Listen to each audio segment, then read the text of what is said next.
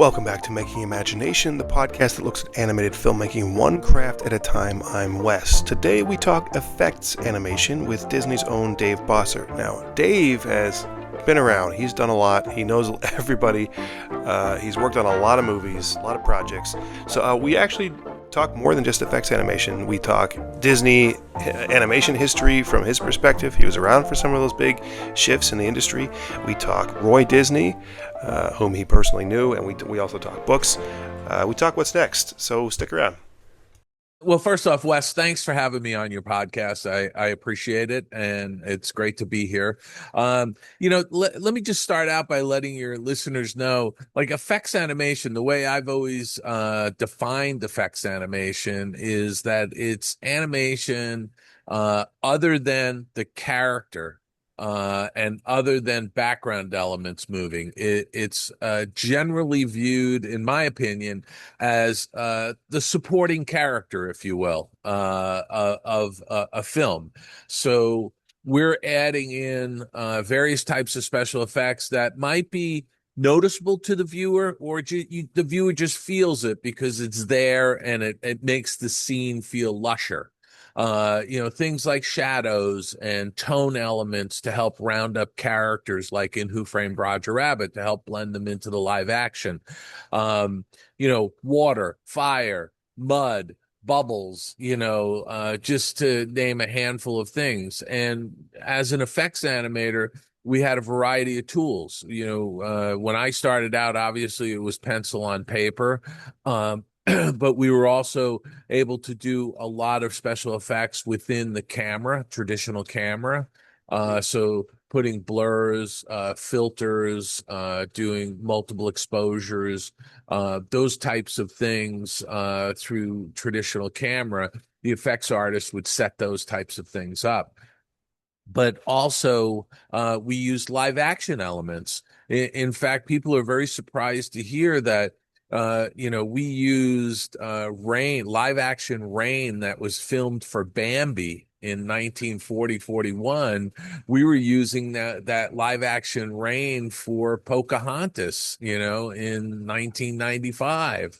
So there was a lot of things that we as effects animators have in our toolbox to help support the story and the character animation that's going on in a scene.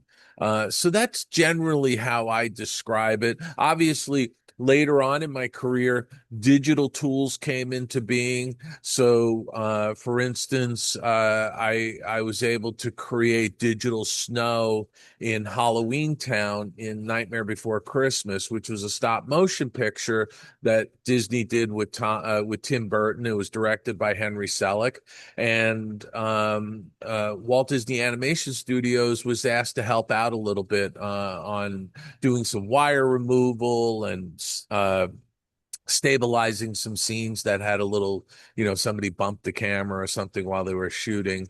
And stop motion is so labor intensive, instead of wasting the shot and having to redo it, we were able to use some digital software to stabilize those images. But again, I did a little tiny bit of work on Nightmare Before Christmas, and that was to put snow into Halloween Town. And so, again, I always found it fascinating working in special effects because of that variety, because you had so many tools at your disposal. You could come up with creative solutions to scenes. And, also, I've referred to special effects as a supporting character, but in every film pretty much that I've worked on, there is that sequence where the special effects becomes the star, momentarily, whether that's the beast changing back into the prince and Beauty and the Beast, or the magic and some of the dynamic scenes in Aladdin. Those were the types of scenes or sequences where the special effects become a dominant element on screen. So that's kind of it in a nutshell. Yeah, no, that's really fascinating, and my mind is firing off in a number of different directions. Some things I'll definitely want to circle back to, but effects animation strikes me at least as when people want to get into animation, it seems like probably they're thinking about character animation or something. What did you were you always interested in effects animation, and kind of what was your pathway into that, but also into Disney? So yeah, I mean, it's a great question because when you look at the history of effects animation at Walt Disney Studios, and I'm going to refer to Walt Disney Studios because I spent the bulk of my career at Walt Disney Animation Studios. I started out when it was Walt Disney Productions in feature animation. So it's gone through multiple name changes over the years, but I'm just going to say Disney Animation or Disney Feature Animation. Anyway, it's most, if not all, of the effects artists started out doing character work, especially in the early days. So when they were adding special effects elements to some of the early Disney shorts in the 1930s, it was the character animators that were doing their own effects. And it was really Disney's uh, a vision to have its own, a specialized group of artists so that there was a consistency to those special effects. Because as you can imagine, if you have different character animators doing their own effects, they have different looks to them. And some look really good, some didn't look great, some were mediocre. So being able to pull together a specialized group of artists who could keep that consistency. And so, people like Josh Metter and Hugo Diorsi and Cy Young, these were all incredibly talented artists who did actually start out doing character work before they moved into special effects. So if you look at a film like Pinocchio, the Monstro the Whale sequence, there's a sequence where the special effects really dominate because you have that ocean surface when you're above the water, but then when you're underwater, you not only have hand-drawn bubbles and other effects going on in the scene, but you're also using ripple glass with traditional camera to get that sort of underwater quality that's going on. So, that's really the genesis of how that Disney effects department came together. And, you had other people over the years like Jack Buckley and Jack Boyd and Jane Boyd, Doris Lamfer, Ted Kiersey. These are all, highly skilled artists who had a knack for or an interest in doing special effects. Wow. Yeah. Yeah. Well, you mentioned Pinocchio. Obviously, that film, as far as I can tell, is a landmark in cinema. I think, too, when you think about effects animation, particularly in the early days, I mean, of course, you have the shorts like the Old Mill and some of those Disney shorts, but one, too, that just strikes me as just a masterpiece on multiple levels is Fantasia, with all the different ways that they pulled off. Particularly, there's a fish sequence where the fish is sort of doing an interesting, intricate kind of dance, and I'm just astounded that these guys pulled this off practically in the lens, without any digital assistance yet. I know that when you got started at Disney, your first film was The Black Cauldron, so you still were not moving into that digital space yet, at least to the. Well, yeah, Oh, I'm going to interject here because oh, Wes, a lot of people don't realize it, but The Black Cauldron was the first animated feature out of Disney to use digital animation. And it was very rudimentary. It was done on an HP desktop. It was printed out on an early printer, and we had to actually tape it onto animation Oh paper. my gosh. And so when you look at the Black Cauldron, there are some instances where there's a little boat that the main characters are escaping in under the castle where the Horned King lives. The little bauble that follows Princess Ailanwi around. Those things were done with a an HP desktop computer, so it was very, Yeah. very early digital animation. Because a lot of people point to the Great Mouse Detective, the next picture after the Black Cauldron, that they point to the clock gear sequence and say that was the first. That is not the first use of digital animation in a Disney animated feature, but it is a showcase sequence, the first sort of showcase sequence, if Huh. you will, of digital animation for the clock gears. Oh wow. Wow. Yes, I did not know that. Um, yeah, well, so you worked on some movies that in my opinion, are really, really underrated. One of them being The Black Cauldron. The Great Mouse Detective was certainly a favorite of mine growing up, but also The Rescuers Down Under, which these I think, as far as I know, are sort of pioneering films. But what I guess I'm kind of curious from your perspective. What are those films to you? I mean, I imagine as someone working inside the studio, as someone behind all the scenes, those films may be different to you and to people who worked on them than they are to maybe the viewing audience who just went to the theater one day. Do you look at any of those particular films or others you've worked on and sort of see sort of unsung heroes or a lot of labor that went into an effect that maybe um, sort of got missed. I mean, I know that's probably the point of effects animation, to not sort of call attention to itself necessarily.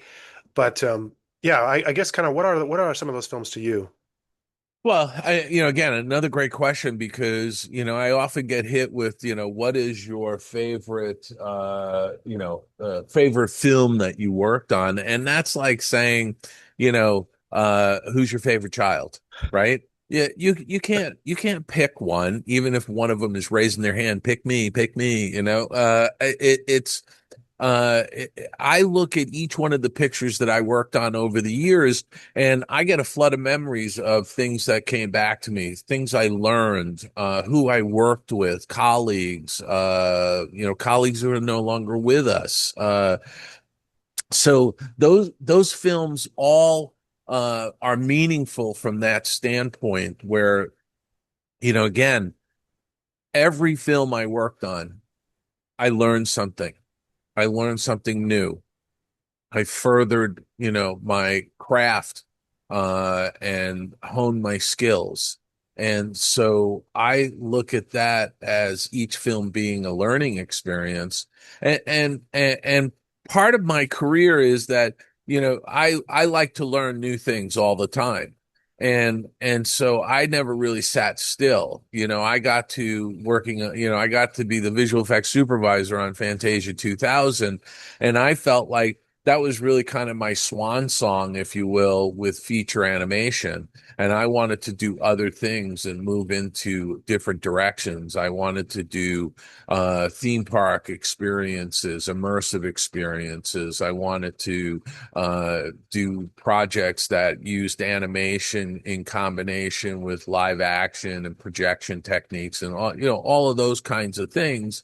And again, it was all about constantly learning and doing new things and trying new things. So I just view each one of those pictures as being a learning experience and a stepping stone in my career. And I don't say a stepping stone in a negative way. I use it as a positive, from the standpoint that, I learned something new that elevated me to the next level. And by the way, my favorite Disney picture is Pinocchio. I view Pinocchio as Walt Disney's masterpiece. I think it is the masterpiece within the canon of Disney animated films. I really believe that. I look at that as, the Sistine Chapel or the Mona Lisa. That's what that picture is to me. It is so amazing to watch that film, and I've seen it probably more than 100 times. But it's so amazing to watch that film and to think that this was all done by hand with analog. There's no digital computers, there's no digital tools. This was all done by hand with craftspeople under traditional animation camera and under the multiplane camera. But I mean, it's absolutely amazing to me, and I just revere that film. Yeah, wow. Well, no, that's awesome to hear. From your perspective, someone who has worked at that studio in this industry, and someone who would be able to understand that. Yeah, I'm curious. You mentioned Pinocchio. Are there films that you saw from other studios down the line, um, say like The Prince of Egypt from DreamWorks or something, where you, as you're watching it, you either think, "Gosh, I would have loved to work on that," or "I I might have approached the effects this way," or when you're watching films from other studios, um, how you know how is that experience for you as someone who has years and years of experience in this industry? Well, for me, I have a very, very trained eye, so I can pick things out in a frame. And that's sort of a disadvantage to me as a moviegoer. If you ever listen to my podcast, my weekly podcast, the Skull Rock podcast with Al John Go, I go to the movies all the time. I consume content all the time. I vote on the Academy Awards. This past season, I watched like 80 short animated films, and some of them are terrible, and others are really good, and a bunch are somewhere in the middle, and so I'm a fan of cinema. I'm a fan of animation. I like to watch it, right? But you can't help but notice things, especially when they're not done well. And that, look, I I'm trying to remember the there was a book I read. Gosh, I'm just zoning on it. But they turned it into a movie. And it was a great book. And I was anticipating the movie, even though I know a lot of times when they turn a book into a movie, it could be 50-50, whether it's, true to the book or not. But the opening of the movie had a bird flying, and they did the bird digitally, and they did it terribly to the point where my sister, who, is not an artist, said, I went to see this film and I was completely taken out of the movie by this digital, bird. Uh,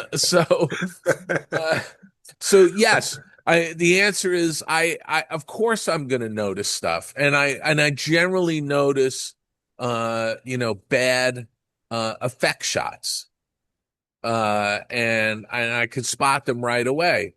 And there's some films where I just sit there and go, you got to be kidding me. They let this go through? I mean, this is crazy, you know? And it does detract from the movie. Like I just saw The Mandalorian and Grogu in the theaters. And I saw it on a very large screen. Where I live now, I don't have access to an IMAX screen, but the local Cineplex has what they call the Cube, which is their giant version of, giant screen and great sound systems. It's sort of like a junior IMAX. you know. And I saw it there, and in the beginning, there was a couple of effect shots where it was digital animation, and I just didn't think the animation was up to snuff. And if it were me, I would have said, "You got to redo this because it doesn't look right." But the flip side of that, having been a visual effects supervisor, you're under the gun to get a movie finished. And sometimes you just have to say, okay, I got to let it go, and because the movie's being released.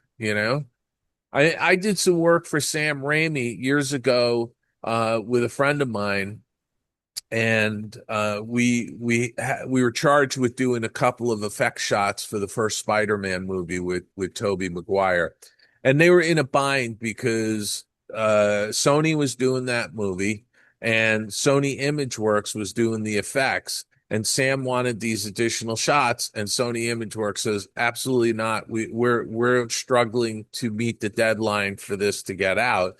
And so I got called in and we put the three shots together that Sam wanted. And I did them with a friend of mine, Mike, in his, spare bedroom of his condo, and we delivered those to Sam literally weeks before the movie opened, you know, right? So, there's a lot of craziness that goes on behind the scenes, and there's a lot of pressure and everything, but it's still reprehensible to me that they let some things go through that are just bad. Like you really have to fight, I think, to try and say, no, no, no, we have to redo this. And look, over the years at Disney, there was a lot of films that were done where there was a wish list that the directors had that said, I wish I could redo that. I wish I could redo this. And we got those opportunities when we did anniversary editions, or we were going to take a film like Beauty and the Beast and blow it up into IMAX. They had to put a budget together to say, you got to go in and redo these scenes because they fall apart. There's no facial features on the character when you're going into an IMAX screen, right? So, there's choices, but for me, I try to go into the movie theater to just watch a movie and to absorb and be entertained by the cinematic experience. But yeah, being in the business does make you notice things, more so than the average person. So, Yeah, that's fair. One of the things I don't know if you remember, but when I met you first at Animation Y'all, uh-huh. one of the things that I had mentioned, nobody painted cells like the Don Bluth studio. Um, and I know that you worked on American Tail and Land Before Time. Just the way that it captured light and just got reflections. Were you guys doing Yeah. something different over there? So I'm getting back to your previous question. Is there a film I wish I had worked on? And one of those films that I would have liked to have worked on but didn't was The Secret of Nim, which Mm. was Don Bluth's first feature film, and really was the film that got Steven Spielberg's attention, right? Because Steven Spielberg was, from what I understand, was particularly blown away by the special effects that were done in that film, right? And so what Don tried to do with Secret of Nim was to sort of go back because Disney had drifted away from some of the attention to detail that was being done on those earlier pictures when Walt Disney was still alive. But in that period from late 1966, when Walt Disney passed away, until the 80s, there was sort of drifting along with like what would Walt do, and then they started realizing they needed to start to train the next generation of artists, and there were people retiring, and it was sort of like things were starting to step down from a quality standpoint, and maybe that was because of budget concerns at the time. I don't know. But I mean, we could speculate about all this stuff. But the fact is that Don Bluth left because he didn't like the direction that the animation studio was going in, and he wanted to get back to the roots of doing these very lush, detailed films, and so I think The Secret of Nim is a film that anyone would have believed could have been a Disney movie. If you had just put the castle logo on the front of it, everybody would have believed it was a Disney movie, and it's a spectacular film. But again, they were focusing, I think, on the detail, on really making every scene lush and every scene supportive of the story, and that's really what you know, that's what it did, you know. Mm. And so you have to look at these films, and this is always the struggle, as an artist. You're wanting to do the best you possibly can on these films, but the flip side is that it's a business. The studio is a business. They have to produce movies that make money, right? Nowadays, I unfortunately it has just become, it's a mill. It's an animation mill, and the grist that they're turning out is the films, and they're all blending together. They all look, I mean, you could put anybody's logo on any one of these films and it will make a difference. I think what set Disney apart all those years and into the 90s was the fact that you had the guys that really invented the process, invented, the guys that did the old mill and Snow White and the Seven Dwarfs and invented all of these techniques. Those guys were honing their skills for decades at the studio, right? And it wasn't until the late 60s, early 70s that they realized, oh my gosh, we're going to start retiring. We need to start to turn this information. We need to pass this information down to that next generation because there's a whole generation missing because all of these guys that started in the 30s were working until the early 80s, and there's really no sort of middle group of people, so they really had to turn over that knowledge, if you will. And what that's really what made the renaissance of Disney animation was that you had this young new group of artists coming in who were being trained by these old timers, and their knowledge was being passed on. And then you take that knowledge and you expand upon it and you add to it. And in theory, you would turn it over to that next group of people that came through. But that really hasn't happened. The chain got broken in the early 2000s with the introduction of digital films when they decided we're going to do computer generated animated films.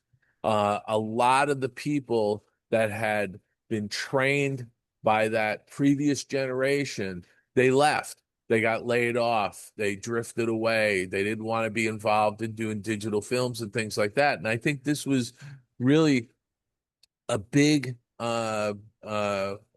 issue in my mind for what made Disney so special and the Disney animation so special. Now it's becoming more of a live action type of, nomadic lifestyle. You go to Disney, you work on a picture, you leave, you go to Sony, you work on a picture, maybe you go to Netflix and do a picture, then you come back to Disney.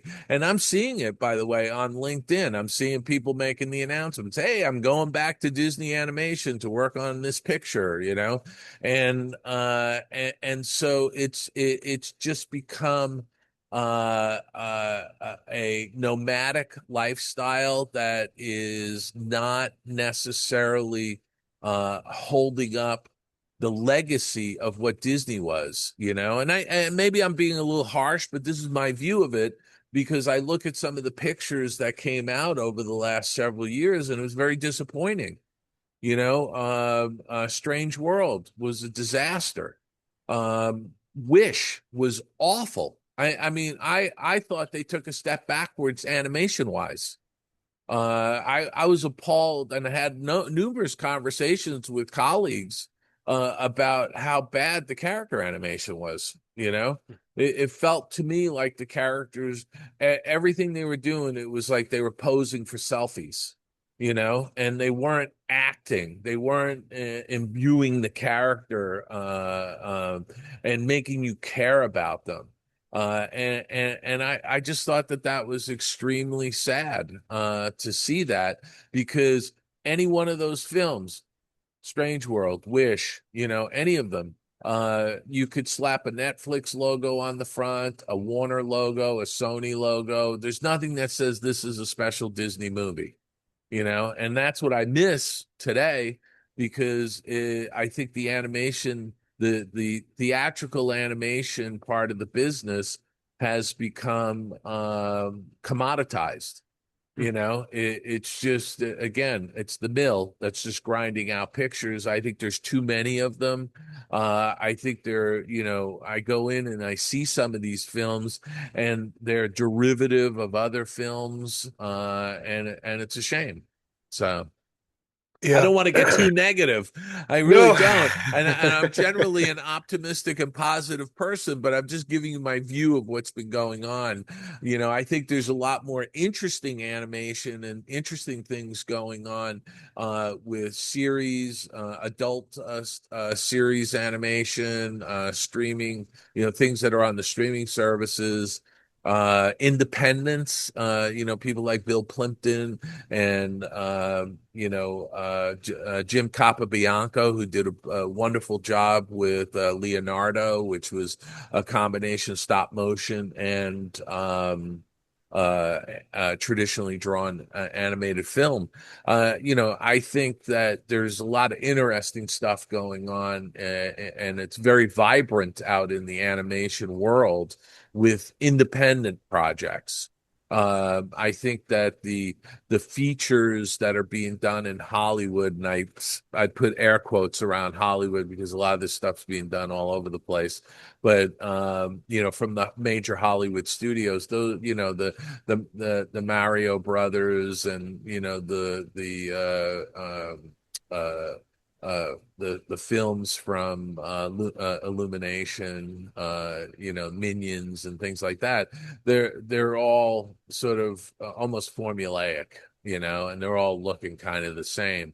I think some of the interesting films that have come out in recent years are the Spider-Verse movies from Sony. I think that, Into the Spider-Verse, Across the Spider-Verse, those films are really, really interesting because they're using a variety of techniques and combining them really well to create a, visually stunning movie. The same with the last uh, Teenage Mutant Ninja Turtles film. Again, it had a really interesting look to it. It was different from what's been out there. And I think that was really well done. Uh, there have been films here and there that are coming out that I think are really well done. But I also sit there and go, why isn't Disney doing some of that? Why aren't the, sort of stretching the boundaries, and they've lost the crown in my mind, and that's it's kind of a shame because I'm still a fan, but I'm being honest, and I think that many of my colleagues and I have had these kinds of conversations. So Yeah. Yeah, that's really interesting. Well, some of the things too that I read about in the history of animation and the changing of studios and the expanding of the field, you were there for. So I'd be curious, yeah. you were there for the retiring of the Nine Old Men. You were there when Don Bluth kind of started getting popular and started really really competing with Disney. You were there when DreamWorks uh, spun up and got started. You were there when Pixar spun up and got started. And so, from my perspective, it's all sort of like cool kind of history of animation. But from your perspective, I mean, these would be names of people that you would have worked with or, been around the studio with. you know, I assume you would have known names like Brad Bird and John Lasseter and Don Bluth and John Pomeroy and Brenda Chapman. What was, I mean, maybe this question is kind of a huge question, maybe too big to unpack, but what were some of these changes like from your perspective? As were there offshoots that you thought, oh, this will be great, this is a great idea, or were there things that surprised you, like the success of, I don't know, Pixar or Don Bluth or whatever? What was all that sort of stretch, kind of from the Renaissance to the rise of Pixar, like from your perspective? Well, I think when Don Bluth and a group of artists left Disney, it was a wake-up call for Disney on multiple fronts. And I think that Don left because he was frustrated with the direction of the studio. There was a divide between some of the new people coming in from Cal Arts and some of the people that had been there prior to that. And I think that Disney needed that sort of kick in the pants, if you will, for him to leave and to be a competitor. Um, I think that uh, anybody who's in the industry, in any industry, but in the end, I'm going to say the animation business because that's where we're talking animation, but this applies to really whatever you're doing out there in the world. You have to be conscious of what's going on in your field. You have to be reading industry trades. You have to be looking at what is coming down the pipe. You can't be looking in the rearview mirror at what's been. You have to be looking forward through the windshield, and seeing what's coming on the horizon. And I saw the digital technology developing. I got trained on Power Animator at the Wavefront headquarters in Santa Barbara before they were purchased and it was turned into um, uh, the industry standard Maya that they're using today. So I wound up embracing all this new stuff that was coming down the line. Was I proficient at it? Of course not. Did I understand it? Yes. When I became a visual effects supervisor, I pushed to bring in a software package, Houdini, to do special effects on Fantasia 2000. There were some people at the studio that said, "Oh, we're going to just use Maya. That was it." And Maya at the time had a particle package, effects module, if you will, as part of the software. But it wasn't very good. Houdini was light years ahead of it at the time. And so I pushed to bring in Houdini. And when we got the evaluation copies in, I sat down and learned how to do it. I did some volumetric lighting effects and things like that on Houdini just to understand what the software was capable of doing and essentially how you could do it. And I hired people who knew the software so that we could create effects on Fantasia 2000 that we could all be proud of and could essentially carry the torch from the original Fantasia movie. And I think we did a very good job of it. Don't take my word for it, but I mean, I'm biased, but having worked on the movie, but the point being is that you have to be looking at what the new technologies are, what is changing in your industry, and how do you, instead of being fearful of it, what are the opportunities that are being presented, and that's really been what I do on a regular basis. Even today, I'm keeping abreast of what's going on in the industry. I'm looking at what the new technologies are. I'm looking at what what opportunities are there. I'm not standing there going, "Oh my God, AI is going to take my job. We can't do that. We have to stop AI." No, you don't stop AI, because all of the arguments that are going on right now about AI, they're basically the same arguments I heard 35 years ago when computers were coming into the industry. Oh, the computer's going to take my job. I don't want anything to do with that. I just want to draw with a pencil. I want to do, I don't, that stuff is terrible. No, it's a tool. And you should, as somebody who's a professional in the industry, you should learn those tools, and learn how they work. What can you do with them? How can you apply it to what you're doing? You make yourself more valuable that way, and again, I think AI is very disruptive. Yes, it's going to do away with some jobs, but 10, 15 years from now, there's going to be a whole bunch of other jobs out there, that we don't even know what those jobs are going to be, but those jobs are going to be out there because of this new technology, right? And so, people will disagree with that. People who are, part of the animation union are fearful of it. They want to stop it. They want to put limits on it. And I just sit there and go, you have to look at these tools as tools that you should learn and you should become proficient at, because it will make you that much more valuable to an employer. And not only that, these AI tools, they're not thinking on their own. You have to sit there and tell them what you want, and so, I mean, it's funny, Wes. Right before I logged on, I was in the process of downloading an image software, an AI image software that is going to allow me to do image restoration on a book I have coming out. So I'm downloading a new software package, right, where I'm going to put in old photos and old images, and it's going to upres it for me, and it's going to sharpen it for me. It's going to do all these things instantly because it's a useful tool, you know?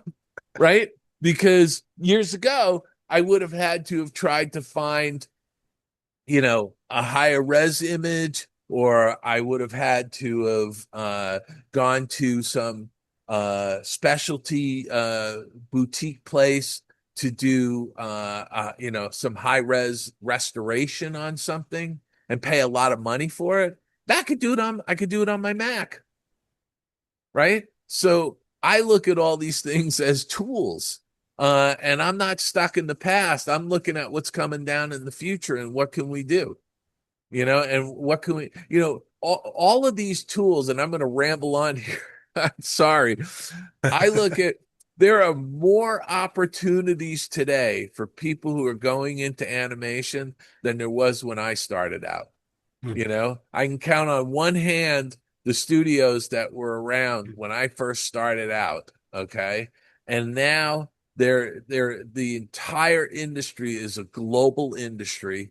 It's no longer centered in Los Angeles, as far as I'm concerned. It has gone global. So there are animation communities all over the world. And the bottom line is that there are so many other distribution channels and outlets for people's creativity. There's enough tools now that a kid with a laptop can sit down and make a movie in their bedroom, in their dorm room, in their garage. And they can do it pretty much by themselves if they want to, and do a finished short film and then put it out into the world, upload it onto YouTube, put it on TikTok, put it on Patreon and ask people to pay to see it. I mean, whatever it is, there are so many more opportunities now. And I'm just surprised that the people who are, sort of like, they're hangdog, I don't know, I can't get a job. The big studios aren't hiring. I did a great interview with a friend on the Skull Rock podcast, and he talked about the fact that he was in between jobs, and rather than sitting there wondering, like, feeling sorry for himself and how am I going to get another job, he started working on a personal project that he had been toying around with for a while. He said, well, this is the perfect time for me to do it. He did it. He put it out there. Somebody saw it at a studio. They contacted him, offered him a job. Hmm. I mean, if you don't put it out there and you don't, if you make something and you don't tell people you made it, nobody's going to know. You got to put yourself out in the world, good, better, and different. And I'm going to follow this up before you ask me the next question. I got to tell you something. While I was traveling in France, I get an email from a friend down in Australia, and he says my granddaughter's 11 years old and did this little piece of animation, and he sent me a movie file. She's 11 years old. She has no training whatsoever. Her drawings are crude and rudimentary, but guess what? She strung together a bunch of scenes, and there was actually a story you could follow in the most basic sense. She did 50 something drawings, and it read, you Wow. know? And so, here's an 11-year-old doing this in her bedroom, right? So I don't buy into this, people saying, "Oh, it's really tough and there's no jobs," that kind of stuff. I just sit there and go, look, if you're serious about being in the industry, you should be learning as much as you possibly can. You should be looking down at the horizon, what's coming next. You should be looking for the opportunities, and you should be doing things for yourself. And if you can't do that, if you're not enthusiastic and jumping out of bed at 5 o'clock every morning or whatever time you get up and saying, this is going to be a great day and I'm going to do this, that, and the other thing. If you're not doing that, then you're in the wrong business. Go find something you really love doing. Yeah. Yeah. Um, you mentioned, Fantasia 2000, which um, I know that Walt had originally hoped for Fantasia to be almost kind of a series of films that, Yeah. and I know that just from what I've read that this was kind of Roy E. Disney's sort of dream to like make another Fantasia. But from an effects perspective, well, I guess it's sort of a two-part question. As you embark on, Fantasia 2000, is there any sort of trepidation or intimidation knowing that you're following up, one of Walt Disney's original five? And then two, can you kind of just walk me through how Roy kind of pulled you in, but also kind of got that project off the ground and out to the public? So yeah, I mean, look, you got time on your hands because it's a long story. Okay. Yes, the original concept that Walt had was this was a concert film that segments would be removed and new segments inserted, and every time the film would be released to the theaters, it would be different, right? And he was very ambitious with having, the Fantasound system and all of that. But the reason why that film and Pinocchio, for that matter, didn't do as well financially was because of the war. And people are going to say, "Oh, wait a second, what didn't Pinocchio come out before the war?" Yeah, it came out before the U.S. got into the war, right? Because not the Nazis had invaded Poland in September of 1939, and by the spring of 1940 had already invaded Belgium, Denmark, the Netherlands, Finland, and France, right? So that choked off at least 30 to 40% of box office revenues that Walt was collecting. right? So if there was no World War II, if that didn't happen, I would argue that Pinocchio would have done very well financially, and Fantasia probably would have done well. But so people just look and say, especially a lot of the suits at the studio who have no clue as to the history of some of this stuff, they would look at Fantasia and go, well, that didn't really make any money for the studio, so right away Jeffrey Katzenberg, who was in charge of the chairman of the studio, he wasn't interested in making that. He didn't think it was going to be a blockbuster, so he didn't care. And Michael Eisner wanted I think Fantasia and Snow White were the two last classic films that they put out on home entertainment onto VHS. And so Roy, and this is coming from Roy. Roy wanted Michael to commit some money out of the profits of the VHS release of Fantasia. He wanted a commitment for a budget to create a new Fantasia movie. And that ultimately, it was Fantasia Continued, it was Fantasia 99, it ultimately became Fantasia 2000. And so it was already in production, but it was sort of the numbskull picture, I would call it. Okay. It was having problems in production. It was sort of like a side project almost that people weren't taking too seriously. And they were starting to move people who had contracts to unwind. They were moving them onto that project. So I was working on I think it was in the summer of 95. I was doing effects design work on let's see, Pocahontas, I think it was. And so I was doing early effects design where I was one of the early effects artists to go on to Pocahontas.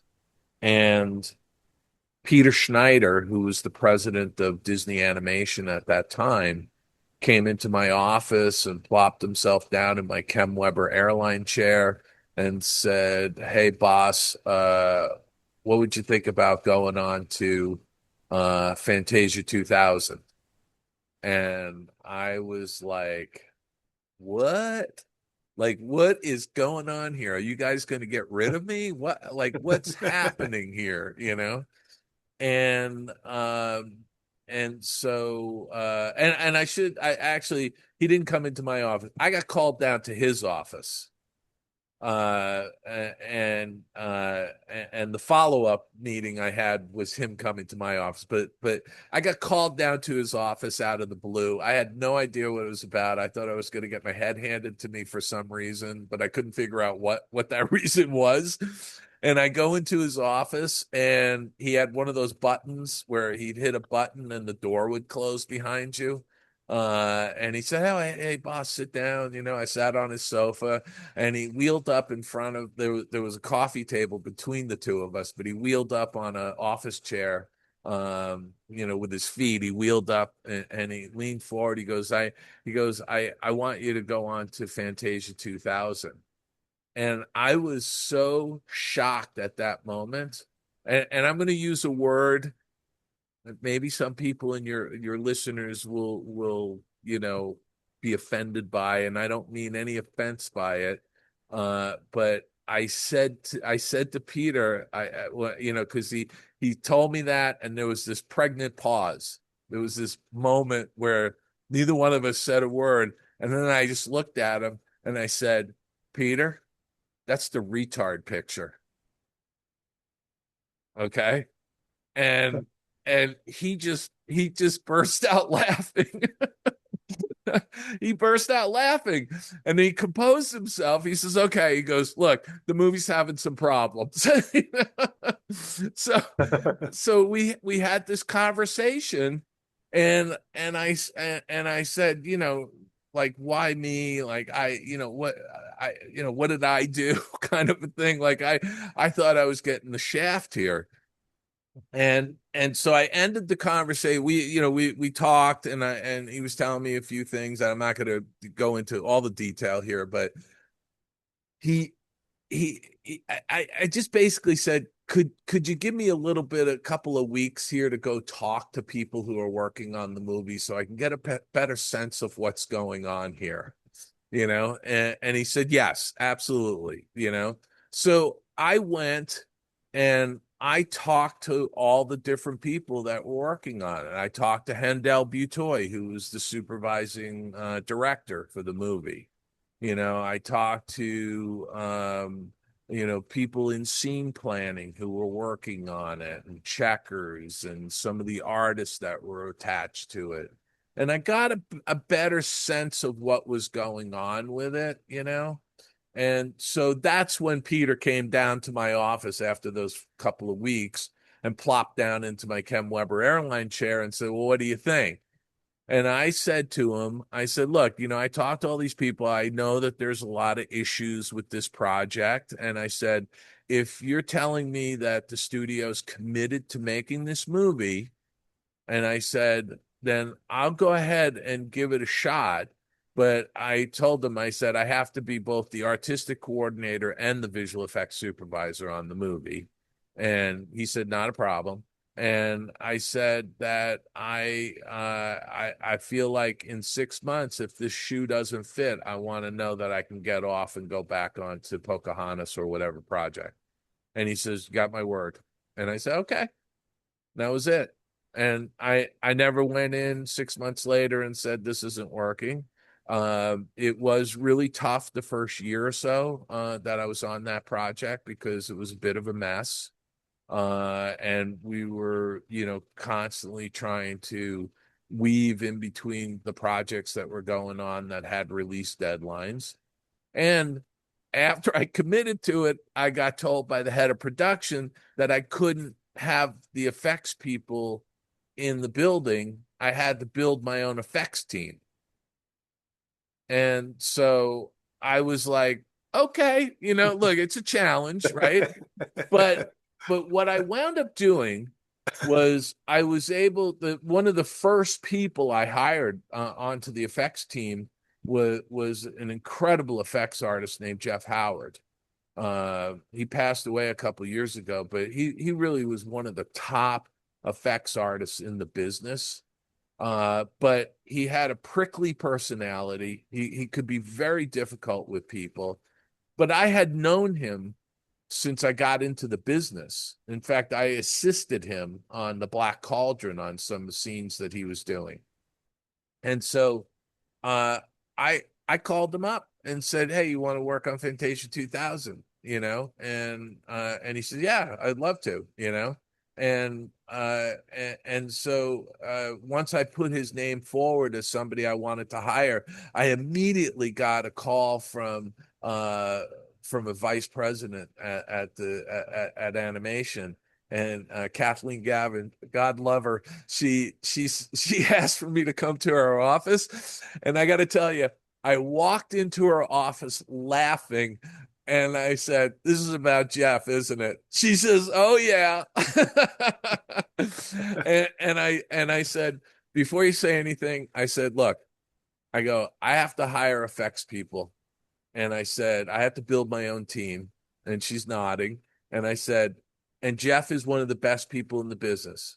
I said, but I know all the baggage that comes along with him. And I lived through some of that baggage. And I said, Kathleen, if it comes down to it, I will fire him if I have to. And she said, okay. She says, as long as we're on the same page, she goes, fine with me. And I said, okay.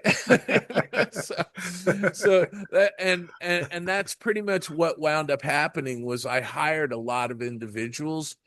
I hired them based on their talent, not their personality, right? So I used to say to people, I had the island of misfit toys, but it was really great people who did really great effects animation. And that was, to me, the most important thing, because it's what you put up on the screen that matters. because 10 years from now, nobody's going to remember that the guy was a prick, or that, he cursed you out in the hallway, or he left some nasty note on your desk. Nobody's going to remember all that stuff except for me, the person who got the brunt of that stuff. But nobody's going to think about that. They're going to think about, they look at this beautiful stuff they did on Firebird, or on Carnival of the Animals, or whatever it was that we did on that picture. People are going to remember that. And that to me was what was most important. There were other folks that at the studio who, they were cliques of people that, they were always working together and bringing each other along. But I felt it was much more challenging having some interesting characters in the department who, were really good at what they did and produced great artwork. So, I think, I spent 5 years on Fantasia 2000, Wow. and in between that did additional effect supervision on Hunchback, additional effect supervision on Hercules. I was constantly lending my crew out, or part of my crew out, for other films to help them get finished, because we had great people and they were under the gun to get stuff done. So they were happy to take on, to use some of our folks. So I sit there and say, when after Peter, offered me the project and I accepted it, one of the things that I did do was I went over to the studio archives and I just wanted to go through all the old notebooks from Fantasia, the paint notebooks, and the notebooks where they were making their own grease pencils, and all kinds of things that were part of special effects that were being used on that film. I immersed myself into that historical material, because I wanted to really have that in the back of my mind, because I wanted to think, how could we achieve some of those effects but do it with today's technology, bring that forward, and we wound up doing, things that were animation and CG combination films. The spring sprite in the Firebird sequence is absolutely a combination of digital technology and hand-drawn artistry, and marrying those things together. And all of that kind of stuff, I think was hugely valuable. It was a great experience. It was a learning curve, all of those things. So it was certainly very challenging, and you always had your eye on, will this hold up against the original Fantasia? And I think it does, but the original Fantasia is the original Fantasia. It's the original, it's the OG. You can't go wrong with the OG. But I do wish that they would embrace the Fantasia franchise and actually every so many years put out a new version of the film. I think there's a huge audience out there for it. And I just, that's just my view, but who knows?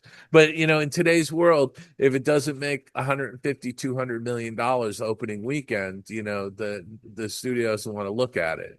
So, and that's Yeah. part of the problem. Yeah, it's sort of a weird situation because a lot of those films you were talking about, how you think that Fantasia and Pinocchio would have done better in had the world not gone to war. Well, I think just the fact that we're here still talking about those films and everyone listening will know exactly which films we're talking about Yeah. just goes to show that like these were great films that stand the test of time. One of the things I'm curious about from your perspective is I know that sometimes so you've directed some animation, some Timon and Pumbaa things, and I know that sometimes directors come from different disciplines and different backgrounds. Sometimes it's a story person becoming a director, or now it's a character animator becoming a director, or what have you. I'm sort of curious, with you've talked about how you like to embrace different challenges and try different things. So maybe this is a little too pigeonholing, but coming largely from an effects animation background, do you feel like that informed the way you directed the the animation that you ended up directing, or was it just a new challenge and just something else to try? Yeah, look, I think that in every industry you work your way up the ladder. You learn different skills as you're going along. From the get-go, I always viewed effects animation as a supporting role to character animation and to the story and the film. And I threw myself into doing the best I possibly could with all those projects I worked on. And as you become an animator and then a supervising animator, and in my case, I became a visual effects supervisor and a artistic coordinator, and you're in different types of meetings with the directors and the producer and all of that, and so you're learning things along the path, and so when some of these smaller projects came along, it was almost I can remember somebody asking me to jump in on a Make-A-Wish commercial, and Hmm. I said, well, what do you want me to do? Well, just direct it.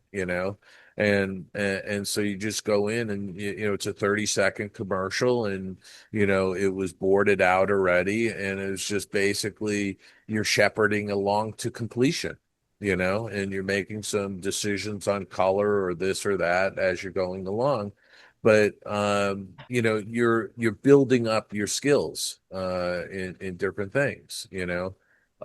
So working on and look, when it comes to Disney animation, it really does begin, and I believe this with anything, it's all about the story you're telling, you know, whether it's a story of that you're doing for an animated film, or you're opening a store, a restaurant. What's the story behind it, you know? And that's what people should really look at in everything you're doing. I'm finishing off another book, and it's always in the forefront of my mind. What is the story I'm trying to tell? And it's allowing me to sort of self-edit myself. Oh, that's a great thing, but it's kind of going off it's an aside. It's going off too far away from the core story I'm telling. Oh, that's a great image, but I really can't use it in this book. Those kinds of things. So it's always about the story. So when the you mentioned the Pumbaa and Timon Safety Smart films, there was 8 of them. They were 11 to 12 minutes each. That was I look back at that project as being one of the projects I'm most proud of in my career, because those films were translated into 34 or 35 languages. Hmm. They've been seen all over the world. They're actually part of the educational curriculum in the United Hmm. Arab Emirates, Wow. in Denmark, in Singapore, in Taiwan. They've been seen by several hundred million people around the world. And I sit there and think of a film like Water Safe, Pumbaa and Timon, Safety Smart in the Water, or Safety Smart with Fire, and I really believe that those may have saved some lives. Hmm. And so Yeah. I'm super proud of those projects, and the fact that I got to produce and direct them. Um, but those are, again, those are the culmination of skills that you're developing throughout your career. And yes, feature directors have come largely out of the story department, and before they were in the story department, a lot of them were in animation, and they've honed their skills to the point where they can helm a picture, and some of them do really well. And I've seen other directors, they get into the director chair and they flame out because they don't know how to lead, or they don't have good people skills, or they treat people poorly. There's all kinds of things that go along with it. But for me, I've just look back and I sit there and go, well, I've worn so many different hats, effects animator, designer, artistic coordinator, visual effects supervisor, creative director, producer, executive producer. I used to tell when somebody asked me, what do you do? I used to tell people, oh, I'm the janitor. I clean up a lot of messes, because I was always being asked to step in on something and fix it or get it finished. So and that's perfectly fine because again, those are all challenges. You're never in a comfort zone. You're never in some sort of a groove or a rut. You're constantly going from one thing to the next. Hmm. Yeah, well, I think what strikes me about you and your career is that I mean, you have this really rich career, but chatting with you and even meeting you at Animation Y'all, you weren't like this super, puffed up, super proud, better than thou, kind of person. In fact, I remember I first turned over and I saw you and I tried to find you immediately after the American Tail 40th anniversary talk because John Pomeroy, who's giving, Yeah. who's presenting, you're just sitting in the, amongst the rest of us, and he starts, pointing to you and talking about like, oh yeah, remember how we, and you start chiming in, and I'm like, whoa, whoa, whoa, what's going on here? Who's this? So I'm trying to chase you down afterward, because yeah, yeah, no, I appreciate that you've got kind of a down to earth kind of vibe, despite that you've worked with the biggest names in the industry. You worked on the biggest films in the industry. Recently I picked up your book on Roy E. Disney, and you talk about in there, that one thing that surprises people is that Roy was a Costco guy. Yeah, no, honestly, in that book, one of my favorite pictures is Roy eating a hot dog at Costco. It's just fantastic. Which is, yeah, very surprising. Um, can you talk, insofar as you're comfortable, can you talk a little bit about, kind of, share some of those stories again? Just talk a little bit about Roy Disney and Yeah, and I'm happy to because I will tell you, Remembering Roy E. Disney was the first book I ever published. Right, it was the first book that I had ever sold, and I was actually shocked by it. And again, this is a story because I never thought about writing a book. I never did. Right. I did some journaling. I wrote some commentaries for my local newspaper about my community that I lived in, but I never thought about writing a book. Right. And and so I had all these stories of, working with Roy and traveling with Roy and stuff like that. And he passed away in 2009, and I think it was February of 2010. I was um with Don Hahn, and I had been asked to go to the Salvador Dali Museum in Spain to do a presentation on Destino, which by all rights Roy would have done had he not passed away. So the studio asked me if I would go because I had worked on that picture, and so I did. And then Don asked me if I would go and do a presentation with him at the Boston Museum of Fine Art uh, on Fantasia 2000, and Destino. And I said, sure. And so anyway, the way it worked out was I did the thing in Spain at the Dali Museum Foundation in Spain. And then from there, I flew to London, and from London, I flew to Boston, and I met up with Don. And we were put up in this little boutique hotel near the Boston Garden, or if you're from Boston, the Boston Garden, and and uh and in the lobby is this Ruby Lounge. It was called the Ruby Lounge, and you go in there, everything was like red crushed velvet, seating and all that. And so Don and I were in there having a drink and just catching up. And I was telling him some stories about Roy because you can't really talk about Fantasia 2000, and Destino without Roy stories. And Don said to me at one point, he goes, "Gosh," he goes, "you got so many great stories about Roy. You ought to put those in a book." And I laughed, and I thought back to my 10th grade English teacher who thought I'd go to prison, and that'd be the only thing I'd have to do with books is be reading them in a cell. And and so yeah, I kind of laughed it off, and we did our bid at the Boston Museum of Fine Arts, and I'm back in Los Angeles in my office at the studio, and I don't know, I always had a busy schedule, but I had like a meeting drop off my calendar at the last minute, and so I had this free hour, and I had my desktop computer in my office, and I just went on to Amazon, and I just typed in to the search bar, you know, how to write a book. And it was all these books came up, and so I'm reading reviews and I'm looking at these different. So I finally buy like this paperback on how to write a book, and I get it. And I still to this day I tell people I didn't even finish the damn book, but I got enough out of it that it said, write a synopsis and write a sample chapter. So I was like, let me give it a shot. So I wrote a synopsis, I wrote a sample chapter, and then I asked around at the studio if anybody knew of somebody at Disney Publishing. They knew anybody.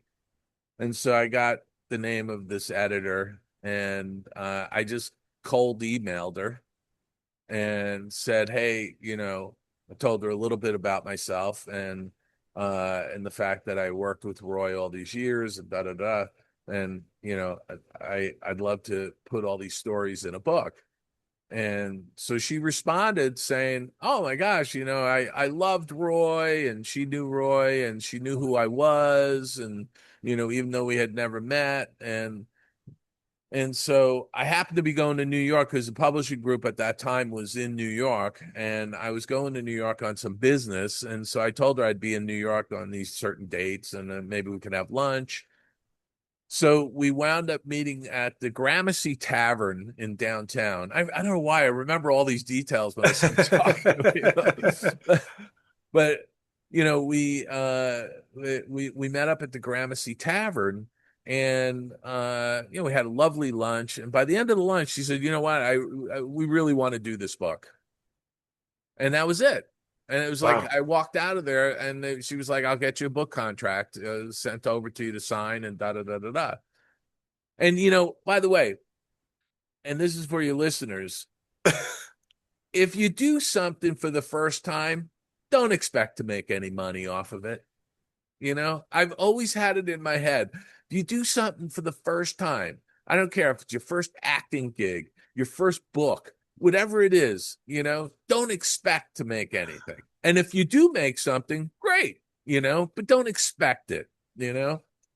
So, so anyway, I walk out of there with a book contract, and I'm thinking to myself, "Wow, that was easy," And then all of a sudden, I signed a contract with the publisher, and I was like, "Holy crap, I got to write a book!" I've never written a book before. So anyway, I write the book, and I turn the manuscript in, and when I turn the manuscript in, I turn in another pitch to do another book, and it's to do the book on Destino, Mm. which I wrote.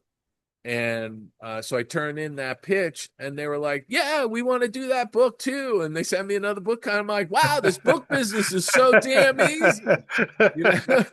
And it's not, folks. It is not. I mean, the general sense is that if you're going to be a writer, expect to have a ton of rejections.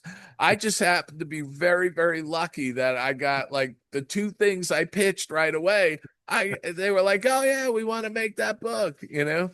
And so anyway, so um, you know, it's a process. You have editors and copy editors and people working on your manuscript. And, I really have learned a lot since, and I'm going to be rewriting that book.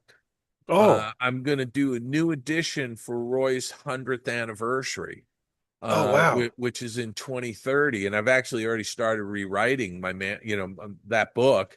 And the interesting thing is that when I wrote that book, I was working at the studio.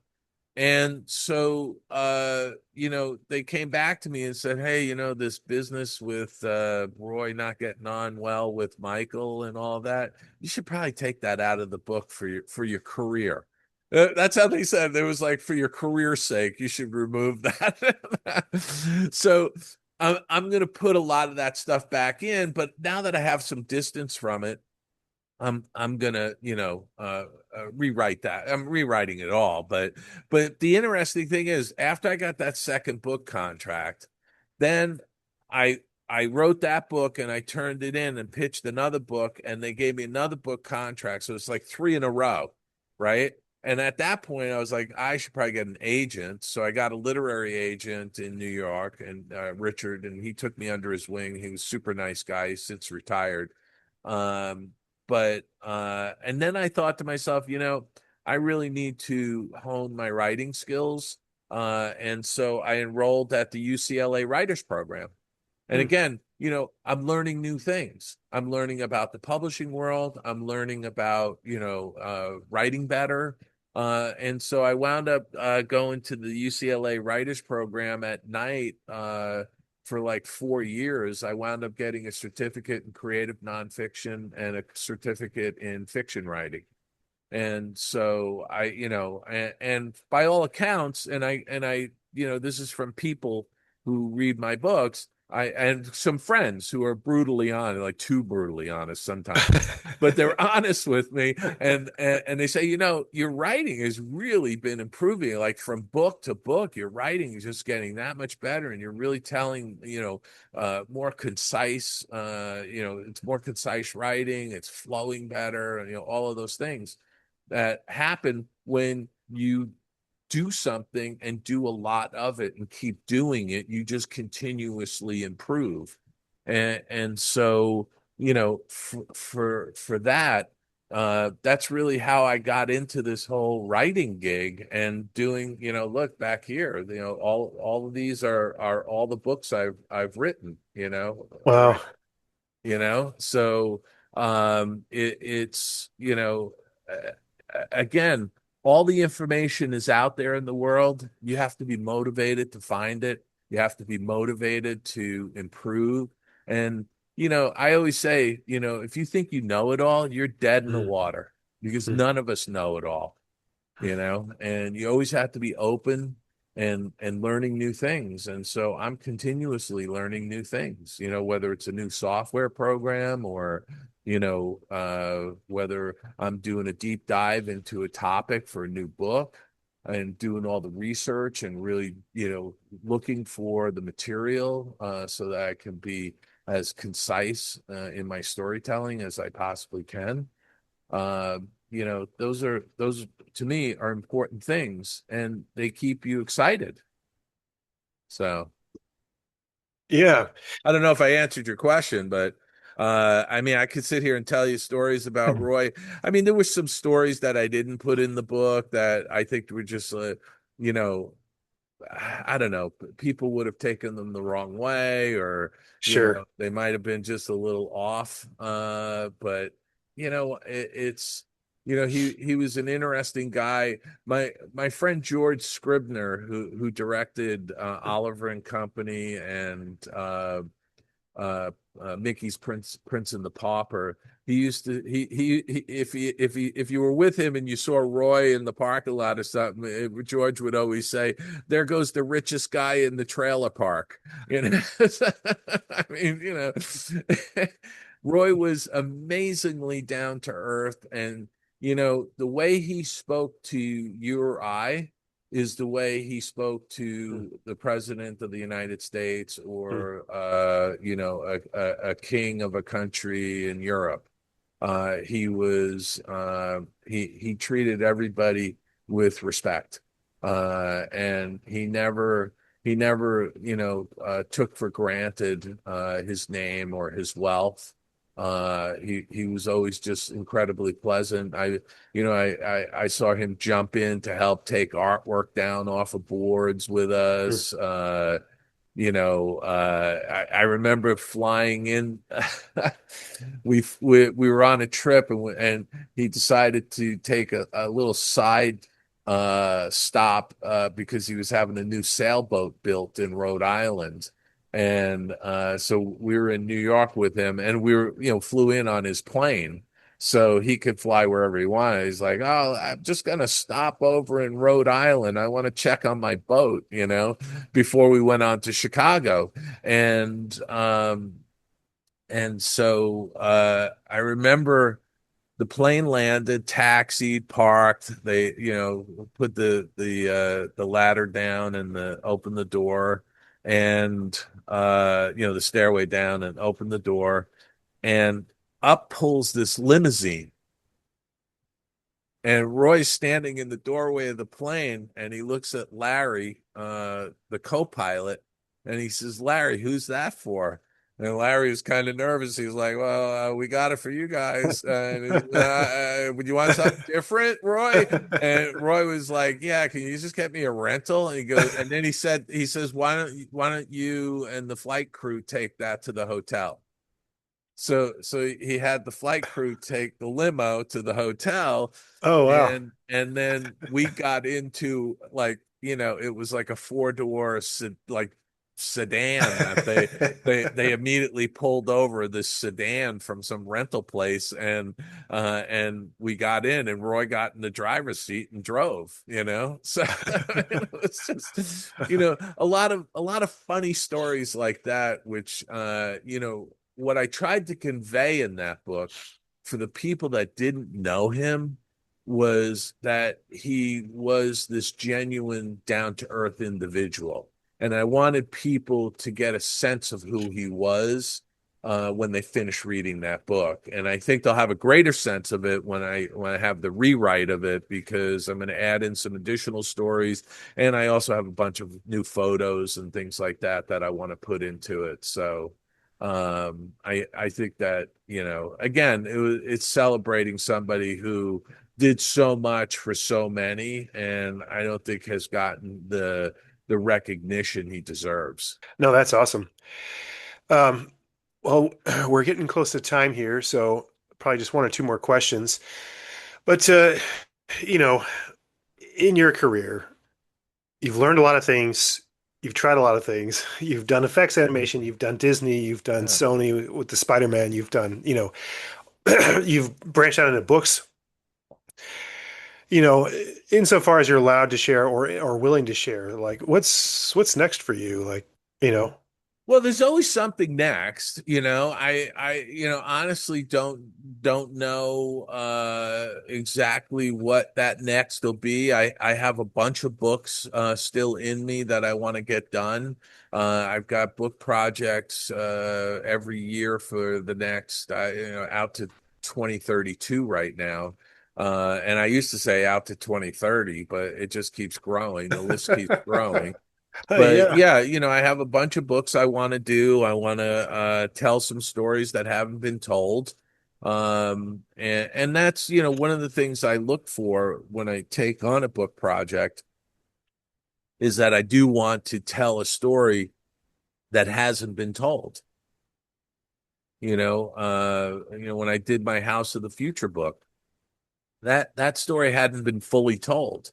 Nobody did the deep dive into the furnishings in that house and the real genesis of why that house was built and why it went into Disneyland and all of those things. So for me, it's really about, or the Oswald book for that matter. Nobody had done a definitive book on Oswald the Hmm. Lucky Rabbit and the 26 films that Walt had done. And all of those types of books topics I'm taking on because they haven't been done before. The Destino book is the only one. I can go on and Oh, on. Ken Weber. Yeah, Kem Weber is the only definitive book on the Disney furniture, and Ken Weber's association with Disney. So, I'm always looking for those types of book projects, those types of uh, topics to write about, because I just feel as though there's stories that need to be told. And frankly, there's thousands of stories in the Disney universe that haven't been told yet. In the early days of the company, it was all Walt Disney. Everybody just looked at it. Oh, it's Walt. Walt's doing it all. But he had hundreds of artists working for him, and it's only now in recent decades that those people are actually getting noticed. The Mark Davises and the Claude Coateses, and those people. There's actually books coming out on these individuals. Exitensio. There's a great book that was put out by his daughter. So there's a lot of stories that still need to be told for people who are interested in that history. And thankfully there is a large audience for Disney history, and that's I feel good about. But as far as what will I evolve into from books and other animated projects I'm doing, I have no idea. I have no illusions as to what that might be, and I'll be as surprised as you are when it happens, because I'll probably, like with a lot of stuff, it's serendipity. It kind of falls in my lap, and then I look at it as this is an opportunity I can take now or I can pass. And I think every one of us gets presented with opportunities on a regular basis, and there's an awful lot of people who look at those opportunities and go, "Oh, I can't do that. Oh no, I can't do that." When Don Hahn said to me, "You could write a book," I think 99% of the people who heard something like that from someone would have said, I can't do that. Oh, I'll never do that. And I thought to myself, God, I don't know. Maybe I'll give it a shot. Maybe I can do that. I don't know. Yeah. So I think I think that's kind of how you have to. That's at least how I approach things. It's sort of let's and when I do something like that, I commit to it. I go all in. I want to learn as much as possible, or I want to uh, make that happen, good, bad, or indifferent. I'm going to do it. I'm not going to say I'm going to. There's so many people. I saw them in the UCLA writers program. You'd have a full class at the beginning of the 12-week session, and by the time you came to the end of the 12-week session, you might have a third of them left, because I think people go into things like, oh, I'm going to do that, and then they realize, oh my God, this is a lot of hard work. I can't do this. It's too much, you know? And I just always approach everything as being, oh, it's going to be hard, but I'm going to do it. And it is hard work, it just doesn't get handed to you. You got to work for it. So, uh, but yeah, it's that kind of a thing. So yeah, what's next? I don't know what's next. I take it one day, 1 week, 1 month at a time. And who knows, something will drop in my lap at some point, and I'll be like, hey, maybe I want to do that. I thought about going and getting my master's in writing, you know, and I can just imagine people go, well, why would you want to do that? You've already published 15 books, but it's like a personal goal, Yeah. it's like in some sense, it's maybe me telling that 10th grade English teacher, you know, screw you, look what I've done. Yeah. In fact, I jokingly say every time I have a book published, I always say well, first off, I always buy a copy on Amazon because I want to open a box and see my book. And I want to see how they're shipping it and how it comes to me and all of those things, right? But Yeah. when I pull that book out of the box, and it doesn't matter if I have a whole case of them in the basement, I still order one copy from Amazon because I want it shipped to me, right? I open the box, I pull that book out, and I always say to my wife, "You hear that whirring sound?" She goes, "What whirring sound?" I go, "That's my English teacher from 10th grade. She's spinning in her grave."